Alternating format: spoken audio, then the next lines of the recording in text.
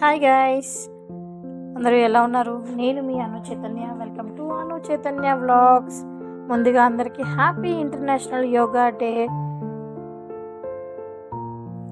ఇప్పుడు మీరు చూసేది మా మామయ్య గారు రోజు ఉదయాన్నే 1 అవర్ యోగా డైలీ కంపల్సరీ చేస్తూ ఉంటారు.